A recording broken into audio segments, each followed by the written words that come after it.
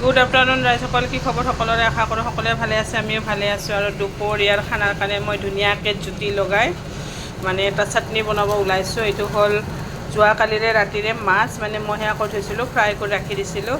এতিয়া ভাবিলোঁ এটা মাছ, বাকীবিলাক 4টা পৰিয়াল, তো এটা মাছেদি নহ'ব, সেইটো কাৰণে ভাবিলোঁ অকণমান এইটো জুইত সেক দি এইটো মই মাছ পোৰা ৰকম চাটনি বনাম।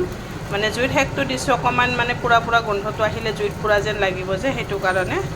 তো চাটনিটো বনাই লওঁ, তাৰপিছত ধুনীয়াকৈ ভাত সাজ খাওঁ।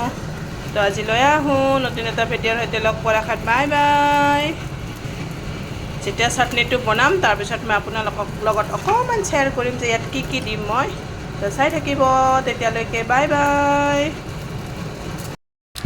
মাছৰ চাটনিৰ কাৰণে ৰেডি কৰিছে। মাছটো অলৰেডি অকণমান জ্বলাই দিছোঁ, তেতিয়াহে পুৰা গোন্ধটো ওলাব। ইমান ধুনীয়া গৰৈ মাছ পুৰা ৰকম গোন্ধাইছে ন, বঢ়িয়া লাগিছে। তো তুমি ৰেডি কৰা, কাৰণ মই এইবিলাক কৰিব টান পাওঁ, বাকী চব কৰিব পাৰোঁ, কিন্তু পিঁয়াজ কাটিব মই বহুত টান পাওঁ, সেইকাৰণে মই মানুহজনক লগাই দিছোঁ। বিশেষ বেছি বস্তু লোৱা নাই, এইটো লৈছোঁ মান ধনিয়া অকণমান, জলকীয়া, নেমু, আৰু ইয়াত অকণমান সেয়া দিম, নিমখ আৰু কি মিঠাতেল ন। মোৰ জিভাৰ পানী পৰিছে। একদম ধুনীয়াকৈ চাফা কৰা দেই, বহুত কাটা এনেকৈ মাছবিলাকত। মই কিয় বা ইমান এনেকৈ মাছবিলাক ভাল পাওঁ খাব। মই কিন্তু বেয়া পাওঁ দেই। সেয়া কৰিবা, মাথাটো থেতলাই দিব পাৰিম নে? অলপ তেল দি দিয়া হ'ব।